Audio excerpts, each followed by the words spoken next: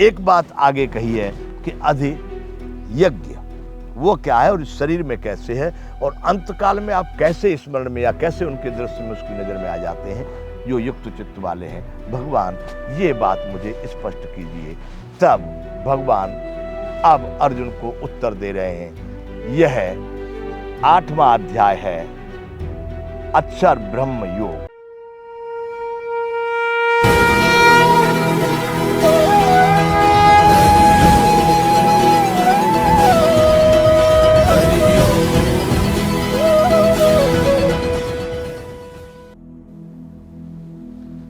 जय विश्व बंधु संपूर्ण गीता ज्ञान।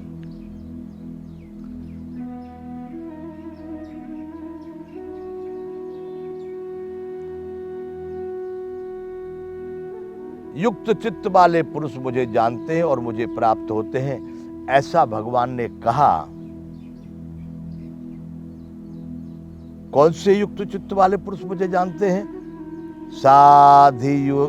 साधिभूताधिदैवं माम साधियज्ञ च विदुः। साधिभूताधिदैवं माम साधियज्ञं च ये विदुः प्रयाण काले पिच्चमाम ते विदुर्युक्त चेतसः। जो पुरुष अधियज्ञ और अधिदेव और तथा अधियज्ञ के सहित अंत स्वरूप में, अंत के समय में सबका आत्मरूप मुझे अंत काल में भी जानते हैं, वे युक्त चित्त पुरुष मुझे जानते हैं अर्थात प्राप्त हो जाते हैं। ऐसा भगवान ने 7वें अध्याय के अंतिम श्लोक में कहा।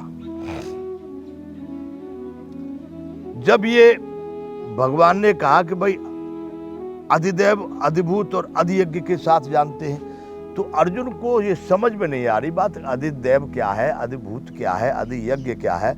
इसलिए यहां अर्जुन अब प्रश्न कर रहे हैं भगवान से, किम तद ब्रह्म किम अध्यात्मम किम कर्म पुरुषोत्तम अधिभूतम च किम प्रोक्तम अधिदैवम किम उच्यते। हे भगवान, आप मुझे ये बताइए, ये आपने जो शब्द कहे नए नए, इनके विषय में मैं नहीं जानता। हे पुरुषोत्तम, वह ब्रह्म क्या है जिसके लिए आप बार बार कह रहे हैं ब्रह्म ब्रह्म ब्रह्म, मैं उसको कैसे जानूं, कैसे पाऊं?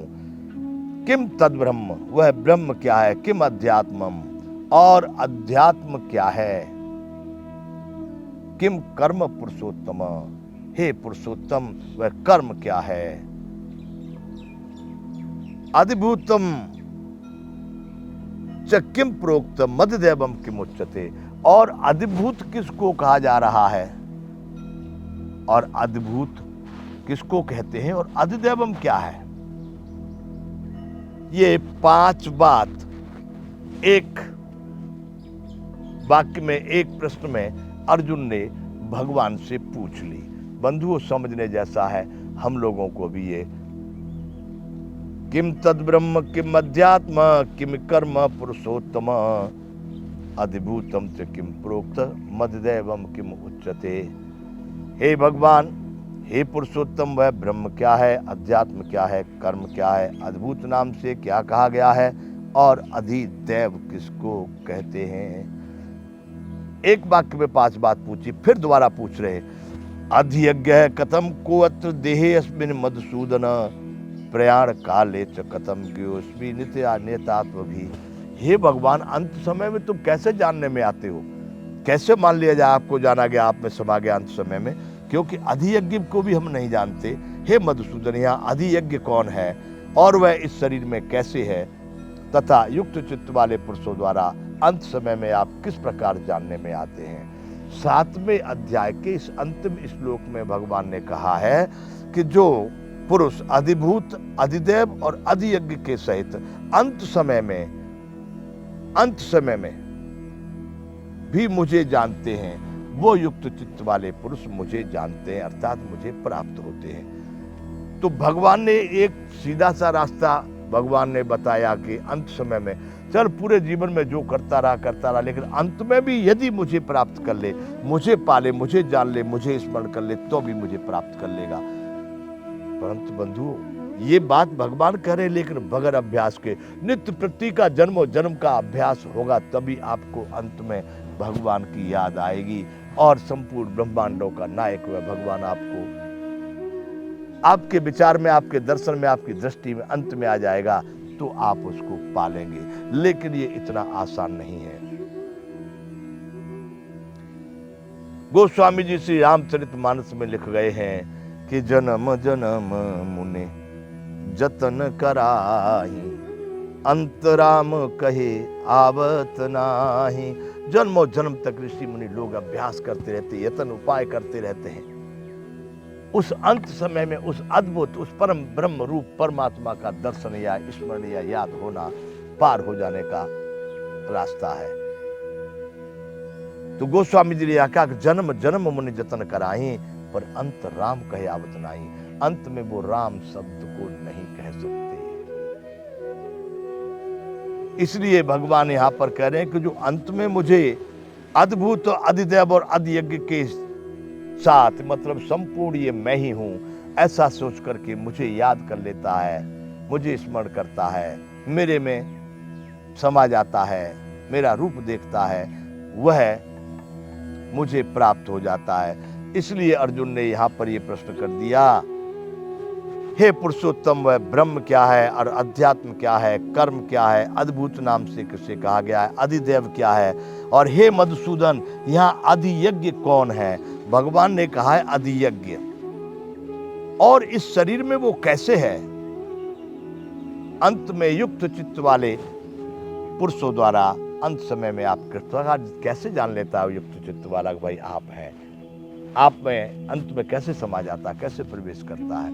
ये बात, ये प्रश्न है अर्जुन का भगवान कृष्ण से। 5 बातें पहले श्लोक में पूछी है, ब्रह्म क्या है, अध्यात्म क्या है, कर्म क्या है, अद्भुत क्या है, अधिदेव क्या है। एक बात आगे कही है कि अधियज्ञ वो क्या है और इस शरीर में कैसे है, और अंत काल में आप कैसे स्मरण में या कैसे उनके दृश्य में, उसकी नजर में आ जाते हैं जो युक्त चित्त वाले हैं। भगवान ये बात मुझे स्पष्ट कीजिए। तब भगवान अब अर्जुन को उत्तर दे रहे हैं। यह 8वां अध्याय है, अक्षर ब्रह्म योग। इसका नाम है अक्षर ब्रह्म योग। बंधुओं, यहां अक्षर ब्रह्म योग इसको क्यों कहा गया है? 8वां अध्याय, अक्षर जिसका कभी क्षर न हो, जिसका कभी नाश न हो, वैसे ब्रह्म के विषय में इसमें बताया गया है कि वह क्या है, कैसे पाया जाता है, उसमें कैसे समा सकते हैं, जिसका कभी नाश नहीं होता है। इसलिए इसका नाम है अक्षर ब्रह्म योग। तो अब भगवान अर्जुन के उस प्रश्न का उत्तर देते हैं। अक्षरम ब्रह्म परमम स्वभावो अध्यात्म उच्यते, भूत भावो उद्भव करो विसर्ग है कर्म संजित है। बंधुओं, ये जो कर्म का भाव जो दिया है, यहाँ इसको बहुत सूक्ष्मता से समझने की आवश्यकता है। यहाँ लोग संसार में कर्म किसको मान रहे हैं, कर्म किसको कह रहे हैं, कर्म करो कर्म करो कर्म करो। अरे कृष्ण भगवान ने गीता में कर्म को कहा है, लेकिन क्या कर्म कहा है वह बात यहाँ स्पष्ट की है, क्योंकि यहाँ अर्जुन ने स्पष्ट रूप से पूछा है ब्रह्म क्या है, अध्यात्म क्या है, कर्म क्या है, अद्भुत क्या है, अधिदेव क्या है और अधियज्ञ क्या है।